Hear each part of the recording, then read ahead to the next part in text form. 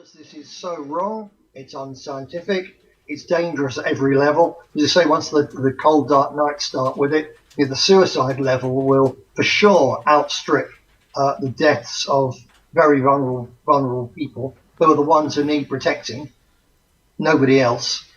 So, I think you can go horribly wrong, but I don't know, to be honest, whether people in the West will rise up and say no more. You have Yeah, I to don't hope. know. You have to hope that they would.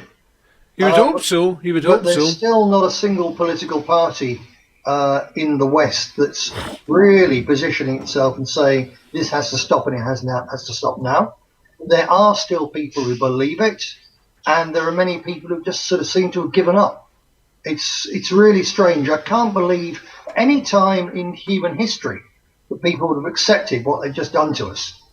The nearest to it, perhaps, is in Britain, a cause close to your heart as a rank Calvinist, when Cromwell and his men abolished Christmas, abolished all sorts of general fun, and the English seemed to accept it. The Scots gave up Christmas to the extent that even today, as you know, Hogmanay New Year's Eve is more important than Christmas. I So don't do Christmas. I don't do it.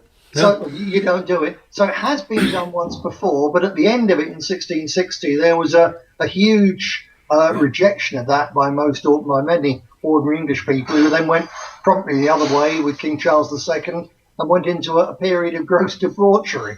But certainly, at least when the Puritans got rid of Christmas, they didn't also stop people working, stop people earning a living, and threaten them with the destruction of their businesses, their farms, and all the rest.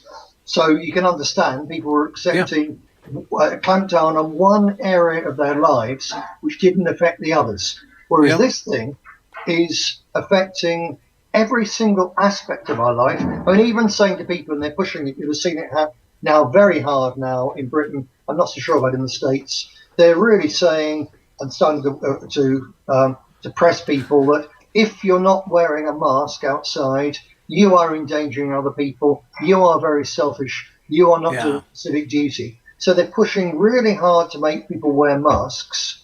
And I've spoken with people in the medical profession who say that one of the reasons they believe for the very high death rate, actually, amongst health service workers is that they're wearing masks. Yeah. It's It's nonsense. actually Yeah. it's concentrating, if they've Yeah. got a degree of the disease, it's concentrating it there. It's stopping them getting decent fresh air deep into the lungs, which is what you need most of all. So they're lining themselves up to impose on us in a really big way. Basically, you can say, I'm not going to wear a mask, but if you can't go into a shop to buy food without wearing a mask, you then have the choice, do you starve or do you wear a mask? So we'll be forced down the line of wearing masks, which is grotesquely unhealthy. We will make America great again.